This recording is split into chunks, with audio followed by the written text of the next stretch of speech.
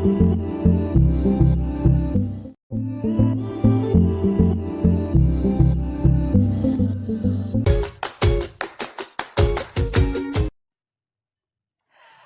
बच्चों, कैसे हैं आप? उम्मीद है आप सब बहुत बढ़िया होंगे। तो कहीं ना कहीं कल हमारी 26 जनवरी है, ठीक? तो कल के एंजॉयमेंट को पूरा करने के लिए आज हम एक केमिस्ट्री का नया चैप्टर लेके आए हैं आप सबके लिए, क्योंकि कहीं ना कहीं हमें कहीं ना कहीं बोर्ड की तैयारी भी बहुत अच्छे से करनी है। तो हमारी पढ़ाई भी कंटिन्यूअसली होनी चाहिए और एंजॉय भी थोड़ा बहुत बीच में चलते रहना चाहिए। तो कल आप एंजॉय कर लीजिएगा और आज ये नया चैप्टर पढ़ लीजिए, ठीक है? तो आज हम स्टार्ट करने वाले हैं कोऑर्डिनेशन कंपाउंड। Coordination compound. अच्छा देखिए, कहीं ना कहीं इसमें वर्ड आ रहा है कोऑर्डिनेट, मतलब कहीं ना कहीं इन जितने भी कंपाउंड यहां पर हम पढ़ने वाले हैं उन सब में कोऑर्डिनेट बॉन्ड ही पाया जाएगा। क्या पाया जाएगा?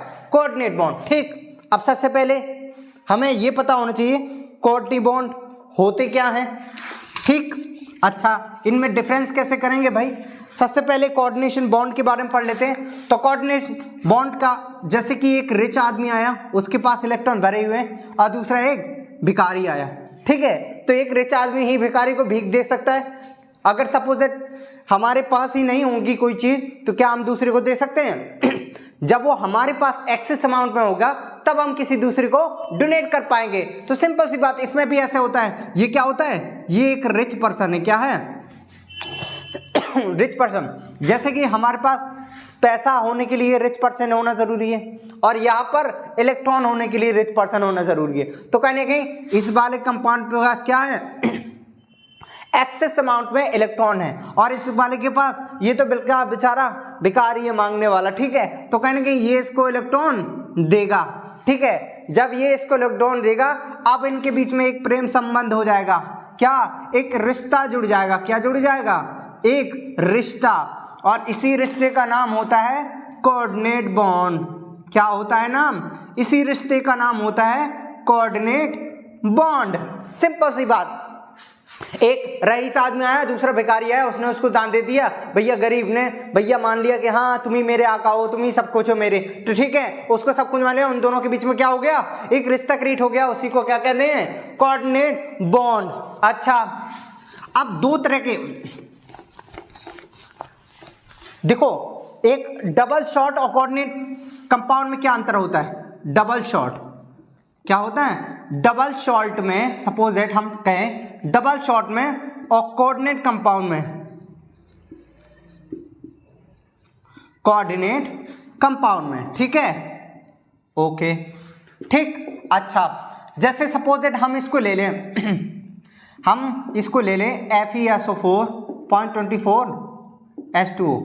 इसको अगर पानी में डालेंगे तो ये कंप्लीटली आयंस में क्या हो जाएगा? डिसोसिएट हो जाएगा। मतलब इसका कंप्लीटली डिसोसिएशन हो जाएगा। मतलब ये पानी में जाके जो है Fe2+ आयन भी दे देगा, SO4 2- आयन, मतलब सब जो है आपस में बॉन्ड टूट जाएंगे। लेकिन कोऑर्डिनेट कंपाउंड जो होता है, जैसे कि हम ले लें K4FeCN6, ठीक।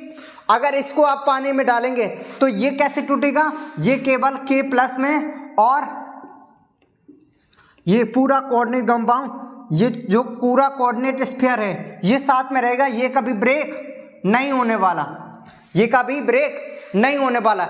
इसलिए हम कहते हैं कि ये कोऑर्डिनेट कंपाउंड है और ये डबल शॉर्ट है। समझ में आ गया बात?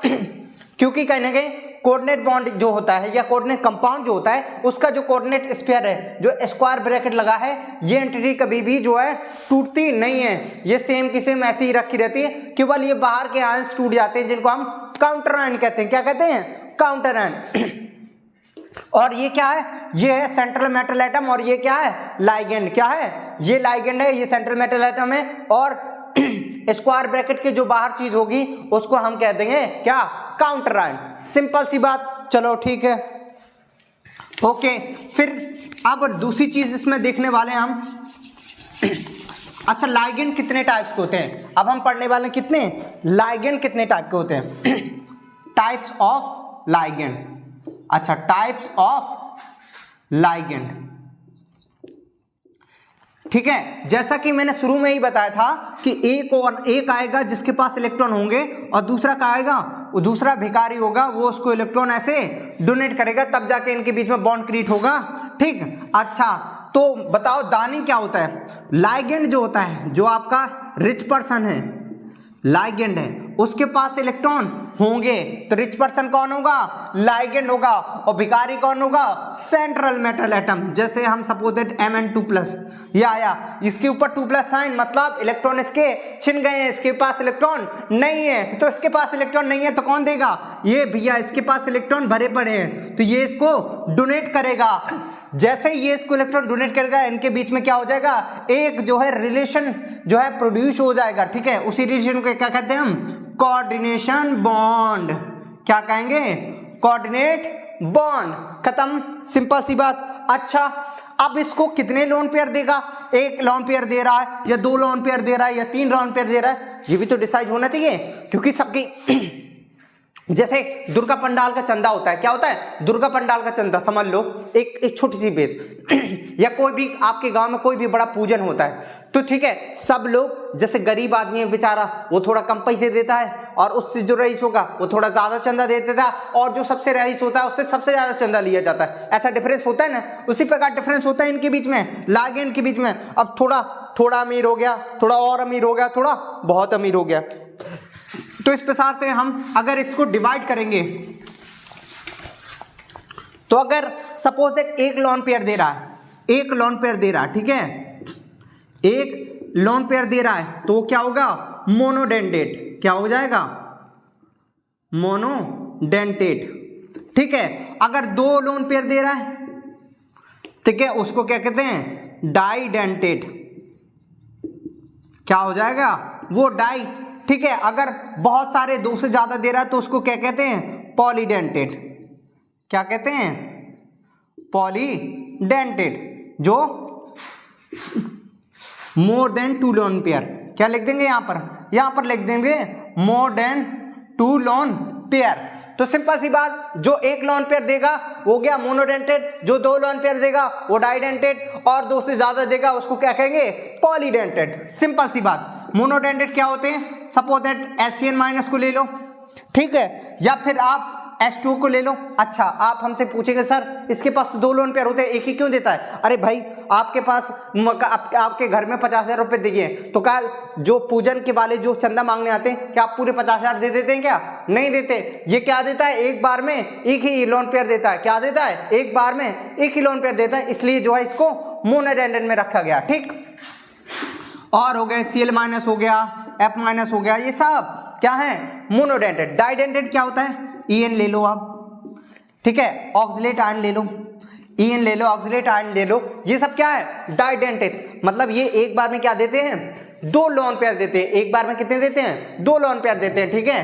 तो ये 2 लोन पेयर दे सकते हैं, इसलिए क्या है ये डाइडेंटेट। और पॉलीडेंटेट में क्या कहेंगे, हम पॉलीडेंटेट में एडिटा को लिख देंगे। किसको लिख देंगे, एडिटा को। फिक्र मत करो, इन सब के अभी स्ट्रक्चर भी पढ़ेंगे, कैसे लोन पेयर देते हैं ये भी देखेंगे। ठीक है, अभी मैंने सिंपल से बता दिया, मोनोडेंटेट मतलब जो 1 लोन पेयर दे रहा हो, डाइडेंटेट मतलब 2 लोन पेयर दे रहा हो, पॉलीडेंटेट मतलब जो 2 से ज्यादा लोन पेयर डोनेट कर रहा हो। ठीक है, अच्छा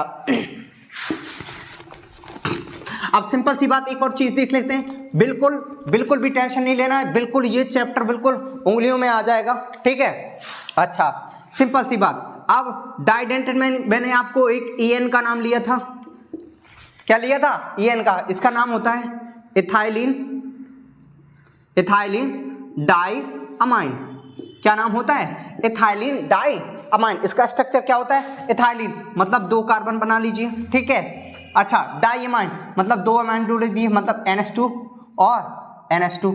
ठीक है, अब उसके बाद इस कार्बन की बैलेंस पूरी कर दीजिए, H से CH2। अच्छा देखो, सबकी बैलेंस पूरी। हाँ, तो ये किसका स्ट्रक्चर हो गया, इथाइलिन डाई अमाइन। ये है इथाई और ये है डाई अमाइन। ठीक है, इसलिए इसका नाम हो गया इथाइलिन डाई अमाइन। अब आप जानते हैं हर एक अमाइन के पास एक लोन पेयर होता है। क्या होता है, हर एक अमाइन के पास क्या होता है, एक लोन पेयर होता है। तो यहाँ से कोई मेटल आइटम आता है, कोई मेटल सेंट्रल मेटल आया, इसने एक तरफ से ये जो है इलेक्ट्रॉन डोनेट कर दिया और एक ये दे दिया। ठीक है, अब ये देखो, ये दोनों तरफ से बाहों में भर रहा है, किसको मेटल को, ये दोनों तरफ से बाहों में भर रहा है, किसको, मेटल को। इसलिए ये जो बाहों में भर रहा है इस प्रोसेस को हम कहते हैं क्या, चिलेशन। क्या कहते हैं, चिलेशन। अच्छा, चिलेशन क्या होता है, जैसे कि यहाँ बड़े दिनों के बाद मम्मी पापा जैसे बाहर गए हों और जब घर पे आते हैं तो अपने बच्चों को क्या करते, आ मेरे बेटा आजा, तो अब जो माँ अपने बच्चों को गले लगा रही है ये क्या है, वो अपने दोनों तरफ से अपने बाहों में भर रही है, तो वो क्या होता है, चिलेशन होता है। क्या होता है, चिलेशन होता है। ऐसे इस प्रकार ये दोनों NH2 इस M को क्या कर रहे हैं, गले लगा रहे हैं दोनों तरफ से, ये यहाँ से और ये यहाँ से, ठीक है, ये क्या हो गया, चिलेशन। अच्छा, चिलेशन की जो रिंग होती है यदि वो 5 मेंबर्स रिंग है तो वो क्या होती है, स्टेबल होती है। यदि 5 से कम होती है, 4, 3 या कुछ भी होती है, ठीक है, 4 मेंबर में थोड़ी स्टेबल होती है, लेकिन 3 मेंबर बिल्कुल भी स्टेबल नहीं होती। तो इसमें देखो कितने मेंबर है इस रिंग में, 2, 3, 4, 5 मेंबर है, मतलब ये स्टेबल होती, क्या होती है, स्टेबल होती है, ठीक है, क्या होती है, स्टेबल। सबसे ज्यादा स्टेबल होती है 6 मेंबर, फिर 7 मेंबर, फिर 5 मेंबर, ये होता है, ठीक है। तो 6 मेंबर की रिंग सबसे ज्यादा स्टेबल होती है और फिर 7, फिर 5, सिंपल सी बात, गुड, वेरी गुड। इथाइलिन डाइएमान समझ गए, स्ट्रक्चर समझ गए, कैसे देगा, 2, गुड। अब उसके बाद हम देखने वाले नेक्स्ट के बारे में। अच्छा, नेक्स्ट क्या है, नेक्स्ट जैसे हमने ऑक्सिलेट आयन के बारे में सुना था, क्या होता है, ऑक्सिलेट आयन के बारे में, ये भी डाइडेंड्रेट में आता है। इसका स्ट्रक्चर क्या होता है, ये C बना लो, यहाँ पर डबल बॉन्ड O, यहाँ पर भी डबल बॉन्ड O, यहाँ पर O और यहाँ पर O, इसके पास भी लोन पेयर, इसके पास भी लोन पेयर। अब क्या आएगा, मेटल आएगा, यहाँ से डोनेट, यहाँ से डोनेट, ये भी क्या हो गया।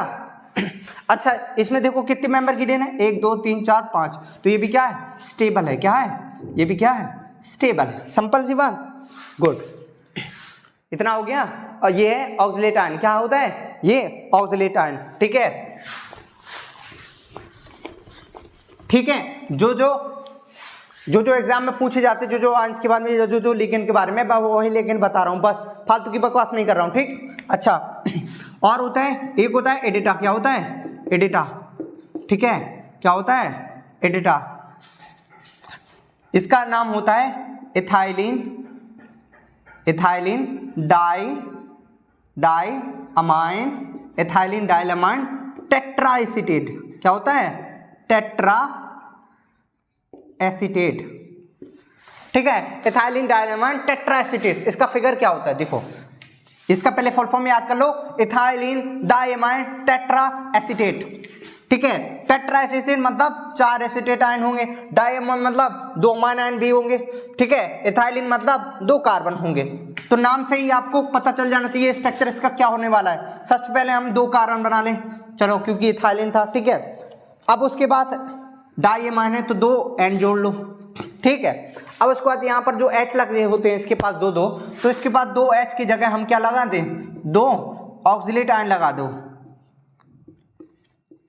क्या लगा दो, COO लगा दो दोनों साइड, क्या लगा दो, COO माइनस, इस तरफ भी COO माइनस, ठीक है। अब उसके बाद देखो इसकी बैलेंस पूरी कर दो, CH2 और CH2, इसी का नाम होता है, यही होता है, क्या होता है, इथाइलिन डाइअमाइन क्यों, कहने के 2 अमाइन ग्रुप, एक ये डाइअमाइन टेट्राएसीटेट, क्या होता है, tetra acetate, ethylene diamine tetra acetate, ये फुल फॉर्म होता है किसका, एडिटा का, किसका, एडिटा का, ठीक, समझ में आ गया, वेरी गुड। चलो आगे चलते हैं, ठीक, इतना, इथाइलिन डाइअमाइन टेट्रा एसीटेट, देखो 4 एसीटेट आयन मतलब tetra acetate, 2 amine ion, diamine मतलब 2 अमाइन आयन, ठीक है, एथाइलिन मतलब 2 कार्बन, खत्म कहानी, ओके, बिल्कुल ठीक। अब इस प्रकार से हमने जो है जितने भी लिगेंड को पेयर डोनेट किए जा रहे थे उन प्रकार के लिगेंड पढ़ लिए, ठीक है। अब उसके बाद एक नेगेटिव लाइगेंड भी होते हैं, क्या होते हैं, नेगेटिव लाइगेंड भी होते हैं, क्या होते हैं, नेगेटिव, और एक प्रकार न्यूट्रल लाइगेंड भी होते हैं, क्या होते हैं, न्यूट्रल मतलब उन पे ऊपर कोई चार्ज नहीं होगा। जैसे आप देखें H2 के ऊपर कभी कोई चार्ज होता है क्या, NH3 के ऊपर कोई चार्ज होता है क्या, होता है क्या, नहीं होता। अच्छा, Cu के ऊपर चार्ज होता है क्या, नहीं होता, ठीक है। Cn के ऊपर होता है, क्लोरीन के ऊपर होता है कि नहीं, समझ में आ गया। तो ये क्या है, ये नेगेटिव चार्ज है और ये न्यूट्रल लिगेंड, ये नेगेटिव चार्ज और अच्छा पॉजिटिव चार्ज भी, ठीक है, पॉजिटिव चार्ज भी होते हैं, नेगेटिव पॉजिटिव। तो पॉजिटिव वाले इतने इंपॉर्टेंट नहीं, ठीक है, अधिकतर आपको क्या दिए जाएंगे, नेगेटिव और न्यूट्रल ही दिए जाएंगे, क्या जाएगा, नेगेटिव और न्यूट्रल ही दिए जाएंगे, इसलिए मैं वही बता रहा हूँ, फालतू की बकवास नहीं कर रहा हूँ, ठीक है। अच्छा समझ में आ गया, ओके वेरी गुड। अब उसके बाद देखो आगे हम पढ़ने वाले हैं। अच्छा अब एक चीज और मैं बता दूं कि वर्नर थ्योरी के बारे में, किसके बारे में, वर्नर थ्योरी, ठीक है। अच्छा वर्नर थ्योरी, ठीक है, वर्नर थ्योरी ये पहली थ्योरी थी जो किसके ऊपर, कोऑर्डिनेशन कंपाउंड की वैलेंसी के ऊपर दी गई थी, किसके ऊपर, वैलेंसी के ऊपर। तो इन्होंने बताया था कि दो वैलेंसी होती है कोऑर्डिनेशन कंपाउंड की, एक प्राइमरी वैलेंसी क्या होती है, एक होती है प्राइमरी वैलेंसी और एक होता है सेकेंडरी वैलेंसी, सेकेंडरी वैलेंसी, ठीक है। इसको दिखाया जाता है क्या होता है, dot dot dot by line है, और इसको दिखाया जाता है साफ, क्योंकि कहीं ना कहीं ये जो प्राइमरी वैलेंसी होती है ये आयनाइजेबल होती है, क्या होती है, आयनाइजेबल मतलब टूट जाती है, क्या होती है, आयोनाइजेबल, क्या होती है, आयनाइजेबल होती है, और ये नॉन आयोनाइजेबल होती है, क्या होती है, नॉन आयोनाइजेबल, ठीक है, ठीक है। तो ये आयोनाइजेबल होती है और ये नॉन आयोनाइजेबल होती है, इसको डॉट डॉट डॉट से दिखाया जाता है, इसको स्ट्रेट लाइन से दिखाया जाता है, समझ में आ गया। ऐसा क्यों होता है, अब ये देखो, जैसे कि सपोज दैट मैंने ये लिखा था FeCN6, ठीक है, K4, तो ये जो काउंटर आयन है या मैक्सिमम जो चार्ज होगा सेंट्रल मेटल के ऊपर, तो वही आपकी प्राइमरी वैलेंसी होगी, ठीक है। जो सेंट्रल मेटल एटम के ऊपर चार्ज होगा मैक्सिमम, जो मैक्सिमम चार्ज होगा किसके ऊपर, सेंट्रल मेटल एटम के ऊपर, वही होगी आपकी प्राइमरी वैलेंसी, समझ में आ गया। जो सेंट्रल मेटल के ऊपर जो मैक्सिमम चार्ज होगा या जो उसकी ऑक्सीडेशन स्टेट होगी वही आपकी क्या होगी, प्राइमरी वैलेंसी। सेकेंडरी वैलेंसी क्या होती है, जितने भी लिगेंड इसके साथ लगे हों, क्या हो, जितने भी लिगेंड लगे हों, ये मत समझना, देखो अच्छा ये मत समझ लेना कभी भी कि जितने भी लिगेंड लगे हैं उतनी जो है सेकेंडरी वैलेंसी हो जाएगी, नहीं। सेकेंडरी वैलेंसी क्या होती है, कितने लोन पेयर इसको दिए गए, किसको, इस भिखारी को, सेंट्रल मेटल एटम को, तो कितने एटम इसको दिए गए, कितने लोन पेयर इसको डोनेट किए गए, क्या कितने लोन पेयर लिगेंड किसको, सेंट्रल मेटल एटम को दे रहा, वही आपकी क्या हो जाएगी, सेकेंडरी वैलेंसी हो जाएगी, समझ में आ गया, गुड। अच्छा अब उसके बाद मोस्ट इंपॉर्टेंट थ्योरी स्टार्ट होती है आपकी, जहां से अब इसके बारे में हमें कुछ पता चलना स्टार्ट हो जाएगा, ठीक है। वो क्या होती है, बीबीटी थ्योरी। कौन सी थ्योरी होती है, बीबीटी थ्योरी। इसको हम क्या कहते हैं, बैलेंस बॉन्ड थ्योरी, क्या कहते हैं हम, बैलेंस बॉन्ड और क्या होती है, थ्योरी, क्या कहते हैं इसको, बैलेंस बॉन्ड थ्योरी। अच्छा बैलेंस बॉन्ड थ्योरी क्या होती है, अच्छा इसने भी यही बात कह दी, तो जो बॉन्ड इसने पहले बताया था, जो बॉन्ड बनता है किसके बीच में, कोऑर्डिनेशन बॉन्ड में, उसमें क्या होता है, एक आता है इलेक्ट्रॉन लेकर और दूसरा आता है खाली, ये इसको इलेक्ट्रॉन डोनेट करता है, इनके बीच में बॉन्ड बन जाता है, ये बताया था, ठीक है। अच्छा इससे हमें क्या क्या पता चलने वाला है बीबीटी थ्योरी से, सबसे पहले बीबीटी थ्योरी से हमें पहली जानकारी जो लगने वाली है वो क्या है, ज्योमेट्री की, किसकी, ज्योमेट्री की। अब दूसरी जानकारी क्या होगी, मैग्नेटिक बिहेवियर की, किसकी, मैग्नेटिक बिहेवियर की, ठीक है, मैग्नेटिक बिहेवियर की, समझ में आ गया, मैग्नेटिक बिहेवियर की। तीसरा क्या होता है, तीसरा क्या होने वाला है, कॉन्फ़िगरेशन ऑफ,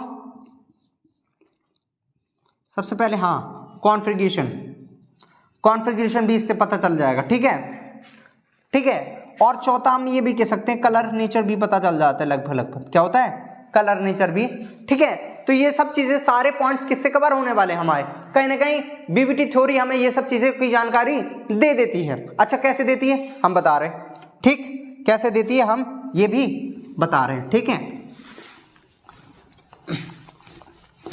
ठीक। अच्छा एक तरफ डाल लो आप कोऑर्डिनेशन नंबर, क्या डाल लो, कोऑर्डिनेशन नंबर डाल लो, ठीक है, और एक तरफ डाल लो ज्योमेट्री, ठीक है, और ठीक है, समझ में आ गया, इतना डाल लो आप। अगर दो होगी तो ज्योमेट्री क्या होगी, लीनियर होगी, क्या होगी, लीनियर होगी। अगर सपोज दैट क्या होगी, सपोज दैट 3 भी होगी, 3 होगी तो ट्रायंगुलर हो जाएगी। क्या हो जाएगी? ट्रायंगुलर। ठीक है। यदि 4 होगी तो क्या होगी? अगर 4 होगी तो इसकी एक तो हो सकती है टेट्राहेड्रल। क्या हो सकती है? टेट्राहेड्रल हो सकती है। और अगर और एक और हो सकती है, क्या हो सकती है? एक स्क्वायर प्लेनर भी हो सकती है। क्या होती है? स्क्वायर प्लेनर भी होती है। अच्छा, दोनों में अंतर बताएंगे, स्क्वायर प्लेनर और उसमें। और 6 होगी तो क्या होती है? ऑक्टाहेड्रल। ठीक है, समझ में आ गया? क्या होती है? ऑक्टाहेड्रल। क्या होगी? ऑक्टाहेड्रल। तो 2 होगा लीनियर, 3 होगा ट्रायंगुलर, ठीक है, 4 होगी टेट्राहेड्रल। ठीक है, याद रखना जब 4 होगा कोऑर्डिनेशन नंबर 2 प्रकार की बन सकती है, एक टेट्राहेड्रल भी बन सकती है आपकी और एक स्क्वायर प्लेनर भी बन सकती है। और अगर 6 होगी तो क्या हो जाएगी? ऑक्टाहेड्रल। ठीक है, ठीक है, चाहो तो इसका, ठीक, समझ में आ गया? तो 2 होगी तो लीनियर, 4 होगी तो टेट्राहेड्रल या स्क्वायर प्लेनर भी हो सकती है, 6 होगी तो ऑक्टाहेड्रल। समझ में आ गया? गुड। अच्छा, ये कैसे कैसे बनेगी हम बता रहे।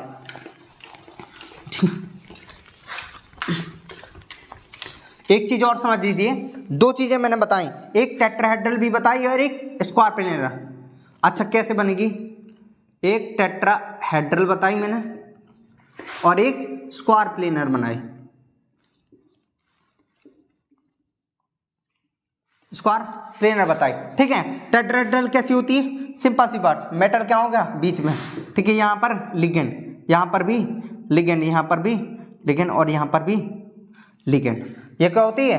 टेट्राहेड्रल। ठीक है, एल एल एल, टेट्राहेड्रल। अच्छा, स्क्वायर प्लेनर क्या होती है? सिंपल सी बात, ऐसे स्क्वायर बना लो, सीध में सेंट्रल हटा और यहाँ आसपास सब लिगेंड। तो ये क्या होती है? टेट्राहेड्रल होती है, ये स्क्वायर प्लेनर होती है। समझ में? इतना अंतर हो गया। अच्छा, हाइब्रिडाइजेशन भी बता सकते हैं हम। क्या हो सकते हैं? हाइब्रिडाइजेशन। तो जो टेट्राहेड्रल का हाइब्रिडाइजेशन होगा वो क्या होता है? sp3। स्क्वायर प्लेनर की क्या होता है? dsp2। इतना अंतर होता है। ठीक, तो जो टेट्राहेड्रल होगा उसका हाइब्रिडाइजेशन होगा sp3। अगर स्क्वायर प्लेनर ज्योमेट्री हुई तो उसका जो है हाइब्रिडाइजेशन क्या निकल के आता है? dsp2। ठीक, अच्छा, और ऑक्टाहेड्रल का क्या होता है ज्योमेट्री? कैसे बनती है? देखो देखो, ऑक्टाहेड्रल ज्योमेट्री कैसे बनती है? देखो, सिंपल सी बात, ये एक स्क्वायर प्लेनर बना लो, यहाँ पर सेंट्रल मेटल एटम, ठीक है, यहाँ पर सब क्या? लाइगेंड। ठीक है, लाइगेंड। ठीक है, और यहाँ पर भी लाइगेंड। अच्छा, सपोज इट एक और वैलेंसी है आपकी। ठीक है, क्या होती है? जो प्राइमरी वैलेंसी होती है उसको आप ऐसे ऐसे डॉट डॉट से दिखा सकते हैं। ये क्या होती है? Primary valency. ठीक है, ठीक है, तो ये सब आप इससे दिखा सकते हैं डॉट से। ये क्या होती है? ये प्राइमरी वैलेंसी होती है।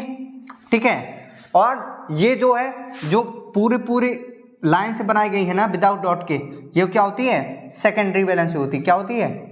Secondary valency. ठीक, समझ में आ गया? तो जो डॉट डॉट से दिखाई दे रही है वो क्या बनेगी? वो प्राइमरी वैलेंसी बनेगी, और जो स्ट्रेट लाइन से दिखाई गई है वो क्या है? Secondary valency. समझ में आ गया? गुड। अच्छा, एक चीज और हम बता रहे हैं आपको, एक होता है स्ट्रॉन्ग फील्ड लिगेंड और एक होता है वीक फील्ड लिगेंड। क्या होता है? एक होता है स्ट्रॉन्ग फील्ड लिगेंड। क्या होता है? एक होता है स्ट्रॉन्ग फील्ड लिगेंड और एक होता है वीक। क्या होता है? वीक। समझ में आ गया? अच्छा, स्ट्रॉन्ग कौन होंगे? वीक होंगे। स्ट्रॉन्ग 2 होते हैं, CN और CO। ये दोनों क्या होते हैं? स्ट्रॉन्ग होते हैं। ये सबसे ज्यादा स्ट्रॉन्ग। ठीक है, ये दोनों क्या होंगे? स्ट्रॉन्ग फील्ड लिगेंड की तरह वर्क करेंगे। और वीक फील्ड लिगेंड क्या होते हैं? वीक फील्ड होगा जैसे Cl- हो गया आपका। ठीक है, ठीक है, और भी बहुत सारे लोगों, ब्रोमीन माइनस भी हो गया। ठीक है, या फिर हम H2O भी लिख दें। H2O तो वीक की तरह काम करता है। हाँ, ठीक है। अच्छा, H2O एक मॉडरेट होता है। क्या होता है? मॉडरेट। तो मॉडरेट भी कह सकते हैं, मॉडरेट में भी H2 होता है और NH3 होता है। ये क्या होते हैं? मॉडरेट। ना तो स्ट्रॉन्ग होते ना वीक होते। लेकिन एक बात याद रखना, जो NH3 होता है आपका, क्या होता है? जो NH3 होता है वो अगर CO के साथ, कोबाल्ट के साथ आ जाए या कॉपर के साथ आ जाए या आयरन के साथ या CD के साथ, इन सब के साथ आएगा तो NH3 जो है एज ए स्ट्रॉन्ग लाइगेंड की तरह वर्क करेगा। अगर सेंट्रल मेटल एटम ये हैं, ये चार, ठीक है, CO हो गया या Cu हो गया या Fe हो गया या CD हो गया, ठीक है, अगर ये चारों में से कोई है इसके साथ सेंट्रल मेटल एटम है तो NH3 जो है स्ट्रॉन्ग फील्ड लिगेंड की तरह वर्क करेगा। यदि इन चारों में से कोई नहीं है, कोई और ही है, तो क्या होगा, तब NH3 जो है वीक फील्ड लिगेंड की तरह वर्क करेगा। और वाटर हमेशा जो H2 होता है वो हमेशा वीक फील्ड लिगेंड की तरह वर्क करेगा, मतलब ये पेयरिंग नहीं है करवा पाएगा। सिंपल सी बात। अच्छा, स्ट्रॉन्ग वीक का मतलब क्या होता है, चलो ये चीज बता दे। जैसे सपोज दैट ये आपकी d ऑर्बिटल है, क्या है, ये आपकी क्या है, d ऑर्बिटल, ठीक है, समझ में आ गया। अगर सपोज दैट ये है Cn या Co में से कोई है, मतलब स्ट्रॉन्ग फील्ड लिगेंड है और इलेक्ट्रॉन ऐसे भरे हुए हैं शुरू इनिशियली, ठीक है, ऐसे भरे हुए हैं, तो ये क्या करेंगे, पेयरिंग करवा देंगे। क्या करवा देंगे, पेयरिंग करवा देंगे, ठीक है, पेयरिंग। तो पेयरिंग कैसे करवा देंगे, ये देखो, ठीक है, क्या करेंगे, जितने भी लोन पे सब पेयरिंग करवा दो, ठीक है। तो ये क्या हो गई, किसने पेयरिंग करवाई, स्ट्रॉन्ग फील्ड लिगेंड। तो जब स्ट्रॉन्ग फील्ड लिगेंड होगा तब पेयरिंग होगी, वीक फील्ड लिगेंड होगा तो पेयरिंग नहीं होगी, ठीक है। अगर स्ट्रॉन्ग फील्ड लिगेंड हुआ तो पेयरिंग हो जाएगी, अगर वीक फील्ड लिगेंड होगा तो पेयरिंग नहीं हो पाएगी। खत्म कहानी, बस इतनी सी बात है। अच्छा, समझ में आ गया इतना, बस बहुत है, आगे भी बहुत सब कुछ समझ में आ जाएगा। अब सबसे इंपॉर्टेंट होता है इसके लिमिटेशन। क्या होती है, लिमिटेशन इसकी सबसे ज्यादा इंपॉर्टेंट होती है। क्या होती है, लिमिटेशन। अच्छा, लिमिटेशन क्या होती है, जब इन्होंने ये रूल लगाया, सपोज दैट हम Mn को ले लें, MnCn6, ठीक है, और बाहर मान लो 3-। अच्छा, MnCn6 और 3-, ठीक है, इसको ले लो आप, ठीक है। यहां पर आप देखो इसकी ऑक्सीडेशन स्टेट क्या है, इसको क्या मान लो, जिसकी नहीं पता आपको उसको x मान लो। Cn माइनस होता है, मतलब -1 होता है, 6 है, 6 इक्वल टू क्या होता है, -3 का चार्ज है टोटल पूरे स्क्वायर ब्रैकेट पे कितना चार्ज है, -3 का। तो यहाँ से इक्वल टू में -3 लिख देना। अब ये देखो x -6 बिला दूँ -3, x बराबर इस -6 को उस तरफ भेजोगे क्या हो जाएगा, -3 + 6, x बराबर क्या हो जाएगा, प्लस का 3। तो यहाँ पर कहीं ना कहीं इसके ऊपर कितना चार्ज है, प्लस का 3 चार्ज है, ठीक है। इसकी ऑक्सीडेशन स्टेट कितनी आ गई, +3, ठीक है। अब जैसे ही +3 आ गई, ठीक, समझ, अब +3 आ गई इसकी, ठीक है। अब क्या करना है आपको, इसका कॉन्फ़िगरेशन कर लो, किसका, Mn3+ का, Mn3+ का। 3+ कैसे बना होगा, कहीं ना कहीं इसने अपने 3 इलेक्ट्रॉन डोनेट किए होंगे, तब ये 3+ दिया होगा, क्योंकि 1 इलेक्ट्रॉन डोनेट करने पर 1+ चार्ज, 2 इलेक्ट्रॉन देने पर 2+ चार्ज और 3 इलेक्ट्रॉन देने पर 3+ चार्ज, ठीक है। तो कहीं ना कहीं इलेक्ट्रॉन जब डोनेट किए जाते हैं और जितने इलेक्ट्रॉन डोनेट कर देंगे उतना चार्ज आ जाता है, कितना, प्लस में। तो डोनेट करता है तो चार्ज आता है प्लस में, और अगर एक्सेप्ट करता है तो क्या होता है, चार्ज आता है माइनस में। समझ में आ गया, अच्छा इतना। अब अच्छा, इसका एटॉमिक नंबर इनिशियली क्या होता है, ठीक है, 25 होता है, ठीक है। अगर 3 इलेक्ट्रॉन चले गए, क्या हो गए, 3 इलेक्ट्रॉन माइनस हो गए, अब कितने बचे इसके पास, 22। अच्छा, क्या होता है, अच्छा ऑर्गन कर दो, ऑर्गन का क्या होता है, 18 चले गए, अब कितने बचे, 4। तो एस के तो डोनेट हो चुके होंगे, ठीक है। 3D के क्या होंगे, 3D में कितने बचे होंगे, 4 बचे होंगे, कितने बचे होंगे, 4 बचे होंगे। अब यहाँ पर देखो Cn है, कहीं कहीं स्ट्रॉन्ग फील्ड लिगेंड है, तो क्या हो जाएगा, इसकी पेयरिंग हो जाएगी। अगर हम डी सब शेल बना लें, क्या बना लें, डी सब शेल बना दूं मैं आपको, तो यहाँ पर ऐसे इलेक्ट्रॉन हो गए 4। लेकिन अब ये देखो क्या है, स्ट्रॉन्ग फील्ड लिगेंड है, क्या है, स्ट्रॉन्ग फील्ड लिगेंड है, ठीक है। स्ट्रॉन्ग फील्ड लिगेंड है तो क्या कराएगा, ये पेयरिंग करवा देगा, पेयरिंग करवा देगा तो क्या बनेगा, तो ये डी सब शेल ऐसे हो जाएगी,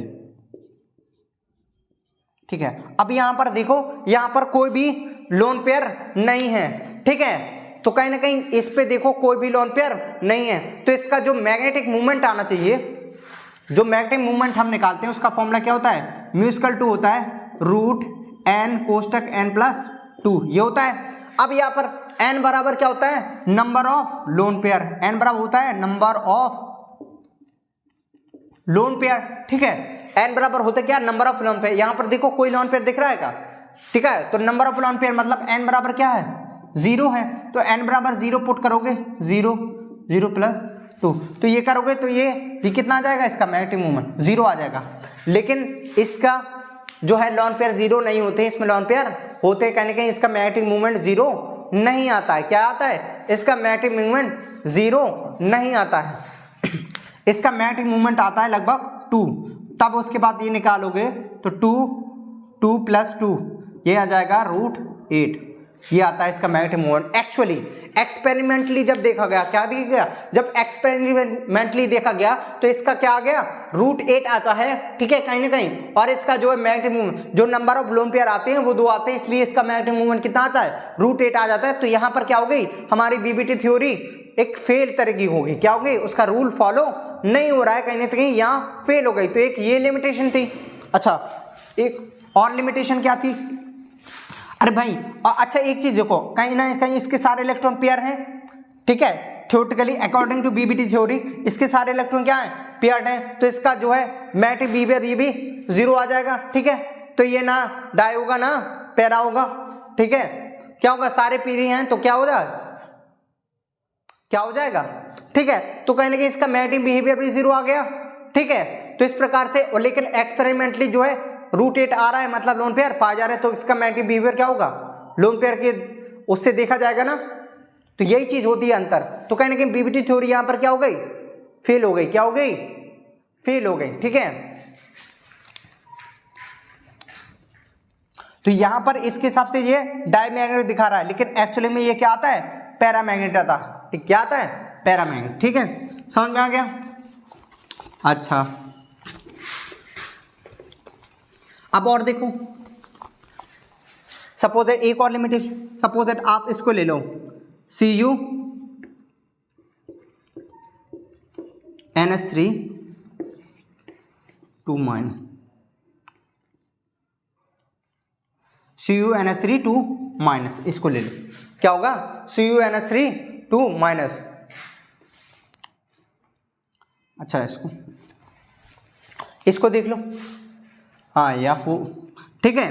तो क्या कर लो, इसको देख लो, यहां पर ये देखो, इसका देखोगे तो यहां पर ऑक्सीडेशन स्टेट क्या आ गई है, X, ठीक है। इसको क्या मान लो, X मान लो। ये क्या हो गई, ये 0 होता है, इसके ऊपर चार्ज 6 = 0, ये कितना आ जाएगा, 0।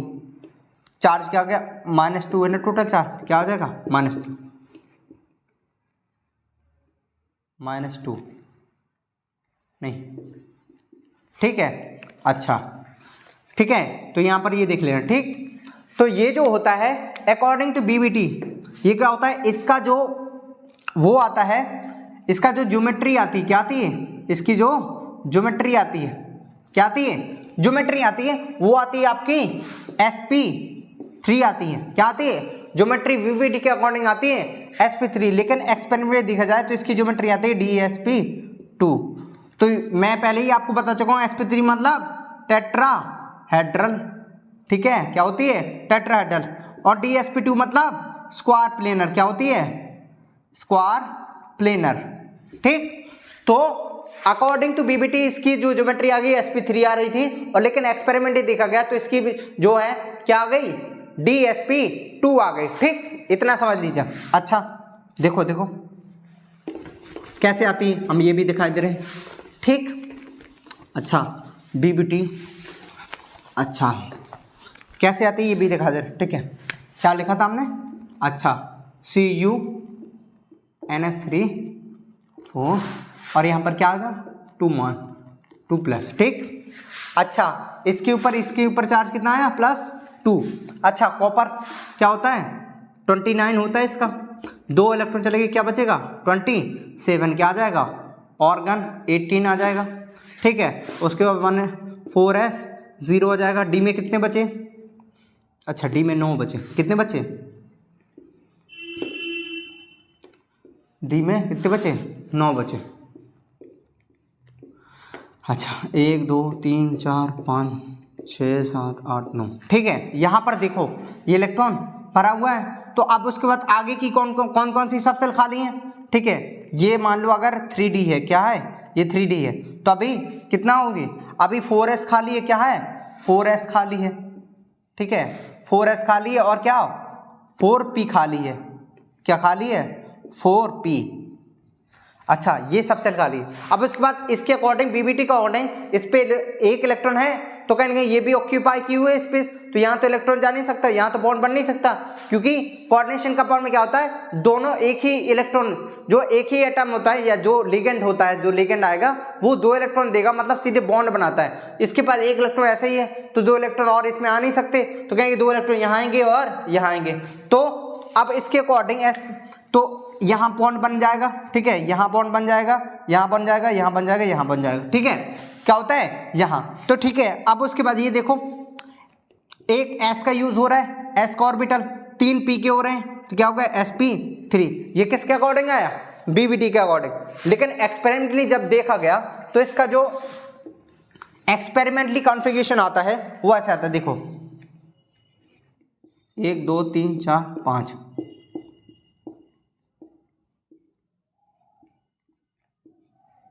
1 2 3 4 5, ठीक है। एक्सपेरिमेंटली जो आता है इसका, जो इसका ये एक इलेक्ट्रॉन है आगे की सेल, ठीक है, तो ये इसका ये जो एक इलेक्ट्रॉन है, ये 3d है, ये 4s है, ये भी 4p है, ये इलेक्ट्रॉन यहाँ स्किप कर जाता कहाँ, p में, तो p में चला जाएगा, इस कारण से जो है ये ऑर्बिटल खाली हो जाएगा। अब इसका जो हाइब्रिडाइजेशन आता है वो आता है, देखो एक d का यूज हुआ तो d, एक s का यूज हुआ तो s, 2 p के यूज हुए तो क्या 2, तो इसका कॉन्फ़िगरेशन एक्सपेरिमेंटली आता है dsp2 और BBT के अकॉर्डिंग क्या आ रहा था sp3। तो कहीं ना कहीं यही लिमिटेशन थी किसकी, BBT थ्योरी की। तो यहाँ पर क्या हो रहा है, गलत आ रहा है एक्सपेरिमेंट, क्या आता है, गलत आ रहा है, इसलिए ये कोई लिमिटेशन पाई जाती है किसमें, BBT थ्योरी में, ठीक। तो कहीं ना कहीं इसकी लिमिटेशन को दूर न करने के लिए अब उसके बाद दूसरी थ्योरी दी गई, क्या दी गई, एक दूसरी थ्योरी दी गई साइंटिस्ट के द्वारा, ठीक है, जिसका हम CFT कहते हैं। क्या होते हैं CFT, क्या होते हैं, क्रिस्टल फील्ड थ्योरी, क्या कहेंगे CFT का फुल फॉर्म क्या होता है, क्रिस्टल फील्ड थ्योरी। क्या होता है, क्रिस्टल फील्ड थ्योरी, क्या होता है, क्रिस्टल फील्ड थ्योरी। अच्छा, इन्होंने कहा फर्स्ट ऑफ ऑल इन्होंने ये बात कही कि जो है कोई भी, जैसे ये कह रहे थे ना इलेक्ट्रॉन आके इसको डोनेट करे, इसको डोनेट करे और ये आपस में बॉन्ड बन रहा है, तो इन्होंने कहा जो है कोई भी कोऑर्डिनेशन बॉन्ड नहीं होता। इन्होंने सबसे पहले नेगलेक्ट किया जो कोऑर्डिनेशन बॉन्ड है, तो कोई कह रहे कोई भी कोऑर्डिनेशन बॉन्ड नहीं होता, इन्होंने कोऑर्डिनेशन बॉन्ड को पूरी तरह क्या कर दिया, नेगलेक्ट कर दिया। तो उन्होंने कहा कोई भी जो है कोऑर्डिनेशन बॉन्ड नहीं होता, बल्कि इनके बीच में एक्चुअली जो होता है वो आयनिक बॉन्ड होता है। क्या होता है, टोटली क्या होता है, आयनिक बॉन्ड होता है। क्या होता है, आयनिक बॉन्ड होता है, ठीक है। और ये इन्होंने एक बात और कही, जो सेंट्रल मेटल एटम है CMA है, ठीक है, और जो लाइगेंड है क्या होता है, CMA है और लाइगेंड है, ये जो है पॉइंट चार्ज की तरह वर्क करेंगे। किसकी तरह, पॉइंट चार्ज के लिए, पॉइंट चार्ज की तरह वर्क करेंगे। किसकी तरह, पॉइंट चार्ज की तरह ट्रीट करेंगे, ठीक है। और इनके बीच में परफेक्टली जो क्या होता है, आयनिक बॉन्ड होता है। क्या होता है, आयनिक बॉन्ड होता है। समझ में आ गया। तो क्रिस्टल फील्ड थ्योरी ने सिंपल सी बात ये कह दी कि जो है जो BBT के अकॉर्डिंग इसमें कहीं ना कहीं जो है एक इलेक्ट्रॉन लेके आ रहा था, दूसरा इलेक्ट्रॉन दे रहा था, और आपस में क्या कर रहा था, शेयरिंग ऑफ इलेक्ट्रॉन कर रहा था। कहीं ये शेयर कर रहा था, ये इसको दे रहा था, जो है एक जो है रिच पर्सन आ रहा था, एक भिखारी आ रहा था, ये इसको इलेक्ट्रॉन दे रहा था, और उनके बीच में कोऑर्डिनेट बॉन्ड बन रहा था। तो उन्होंने कहा कोऑर्डिनेट बॉन्ड नहीं होता है, बल्कि वो एक प्रकार का आयनिक बॉन्ड होता है, और जिसमें सेंट्रल मेटल एटम और लाइगेंड एक प्रकार की पॉइंट चार्ज की तरह वर्क करते हैं, और दोनों पर जो है एक फोर्स लगता है, फोर्स ऑफ अट्रैक्शन होता है, ठीक है, जिसको हम इन्होंने कहा इलेक्ट्रोस्टैटिक फोर्स लगता है। सिंपल सी बात, क्या लगता है, इलेक्ट्रोस्टैटिक फोर्स लगता है, ठीक है। तो इस प्रकार से CMA जो सेंट्रल मेटल एटम है और लाइगेंड पॉइंट चार्ज की तरह वर्क करते हैं। समझ में आ गया। अच्छा गुड, ये बात बता दी आपने, किसने, CFT। और इन्होंने बात की थी स्प्लिटिंग ऑफ d ऑर्बिटल। इन्होंने क्या कही थी, अच्छा स्प्लिटिंग ऑफ,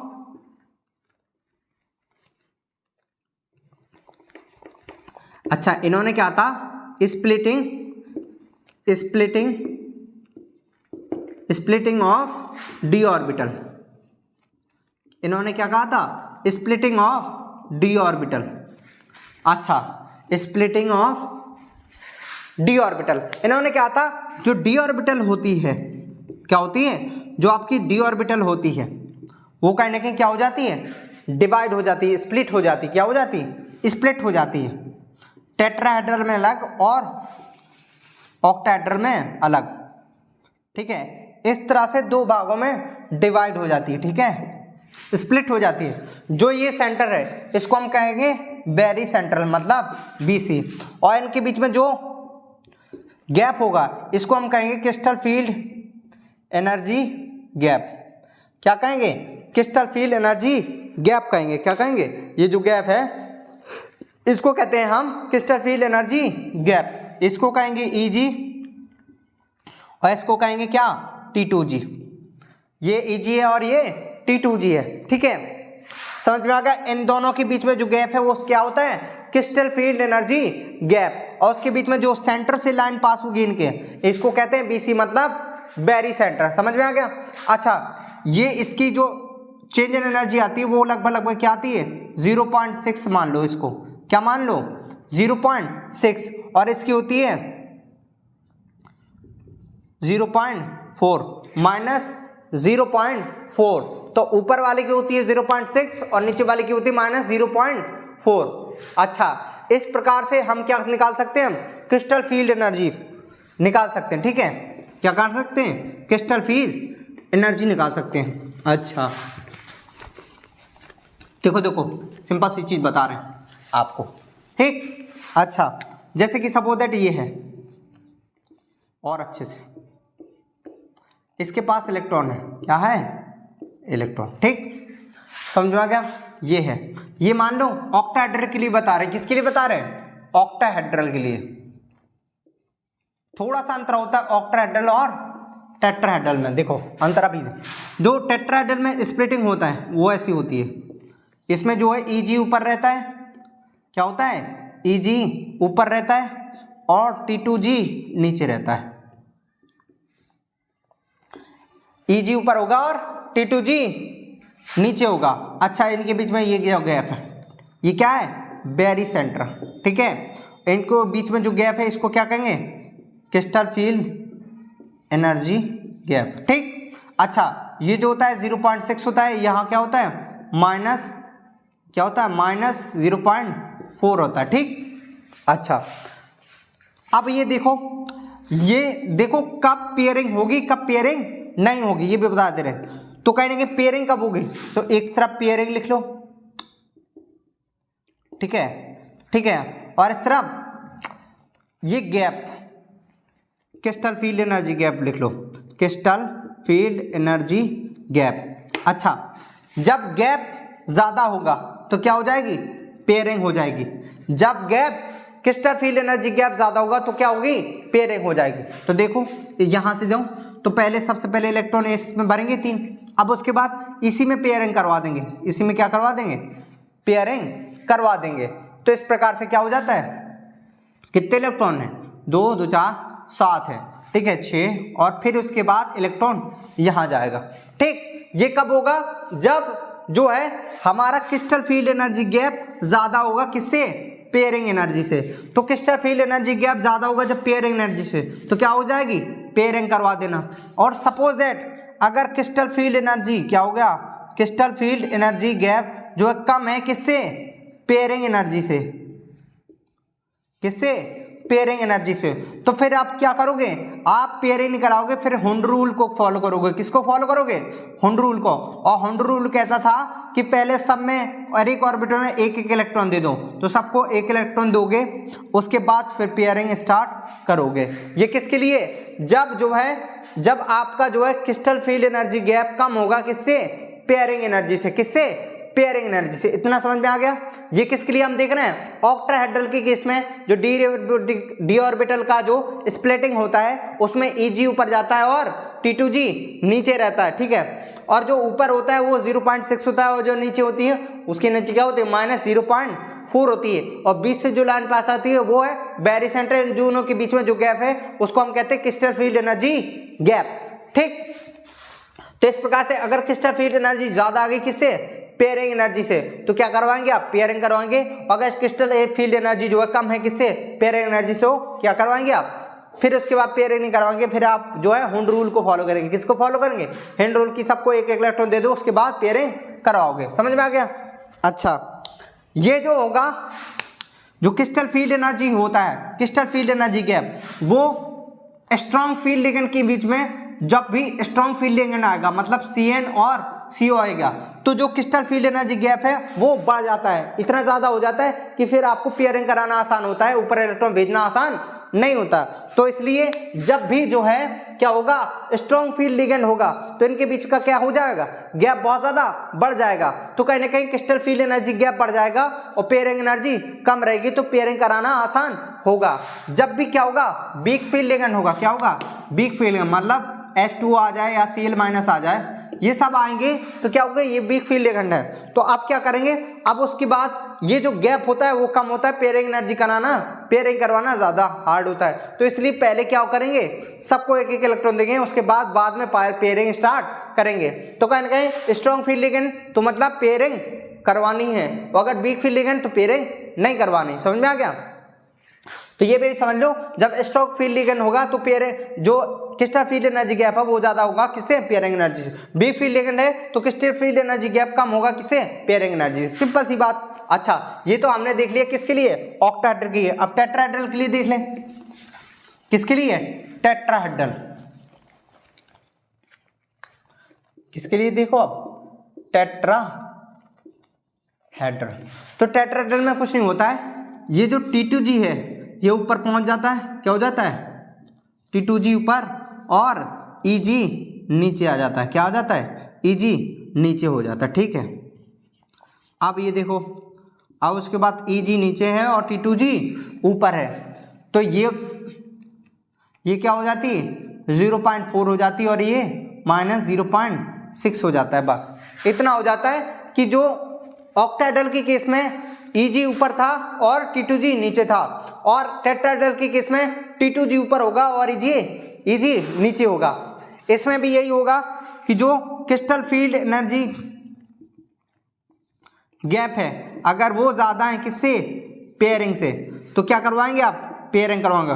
वो अगर CFE मतलब क्रिस्टल फील्ड एनर्जी गैप कम है किससे, P से, तो क्या करवाएंगे आप, फिर उसके बाद पेयरिंग नहीं करवाएंगे, फिर आप हुंड रूल को फॉलो करेंगे। अच्छा, एक चीज और मैं बता रहा हूं आपको, क्रिस्टल फील्ड एनर्जी कैसे निकाली जाती है, क्या बता रहा हूं। सपोज दैट यहाँ पर क्या है, स्ट्रॉन्ग फील्ड लिगेंड है, CN है, तो CN के केस में अब इसको इलेक्ट्रॉन दो, क्या हो जाएगा, पूरे टोटल कितने इलेक्ट्रॉन है, 7 इलेक्ट्रॉन है, कितने हैं, 7 इलेक्ट्रॉन। तो सबसे पहले एक और यहीं से पेयरिंग कराना स्टार्ट कर दो, कर दी। अब उसके बाद कितने इलेक्ट्रॉन बचे, 3 इलेक्ट्रॉन बचे, ये सब में एक एक दे दो, ये हो जाएगा, क्या हो जाएगा, ये किसके केस में हो जाएगा, CN के केस में। ठीक है, समझ में आ गया। अच्छा, 7 इलेक्ट्रॉन क्या है, 7 इलेक्ट्रॉन। ठीक, अब उसके बाद क्या हो जाएंगे, क्रिस्टल फील्ड एनर्जी फाइंड करें। देखो कैसे, क्रिस्टल फील्ड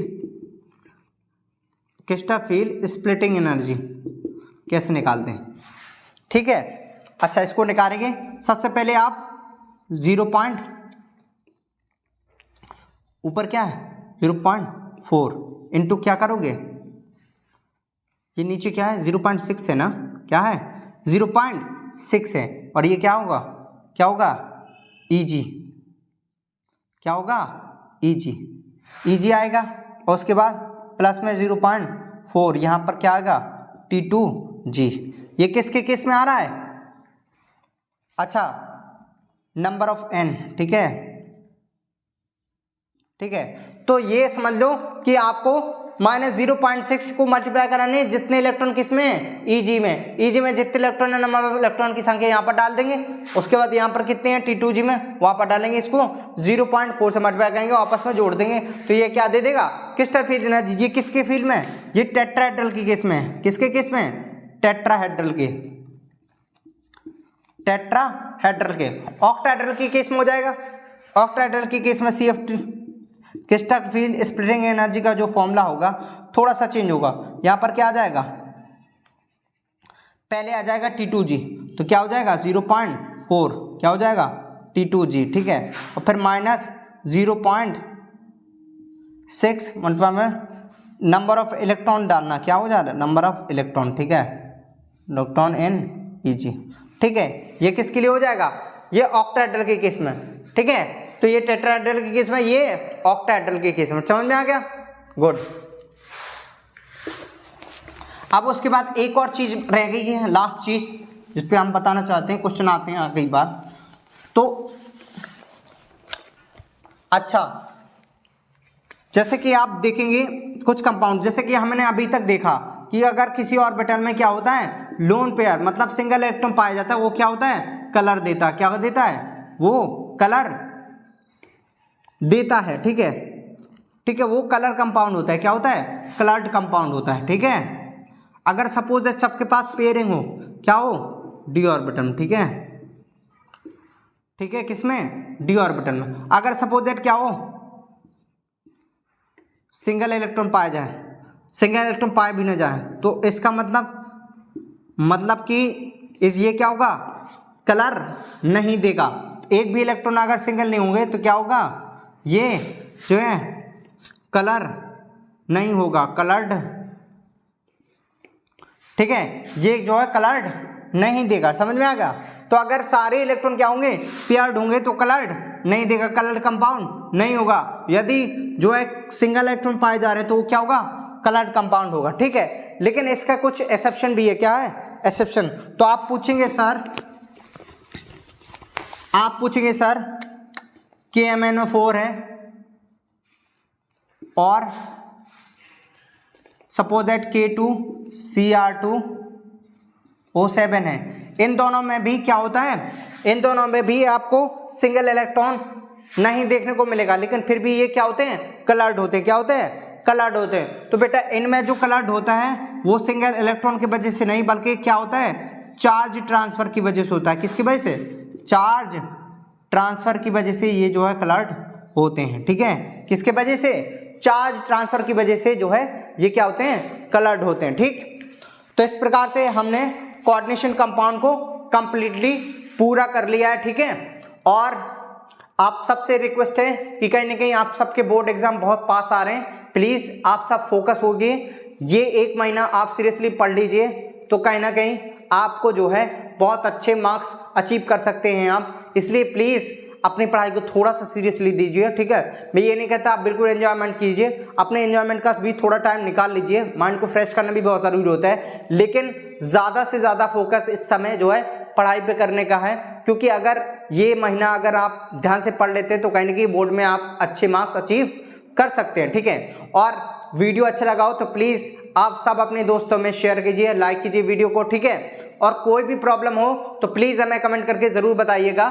तो मैं एडवांस में आपको जो है, कल 26 जनवरी है, आप सबको उसकी हार्दिक शुभकामनाएं, ठीक है, ठीक है। सभी लोग बिल्कुल बहुत अच्छे से गणतंत्रता दिवस को मनाएं, ठीक है, और पीसफुली जो है सबसे बिहेवियर करें, ठीक है। तो इसी के साथ ये लेक्चर समाप्त होता है। Thank you so much.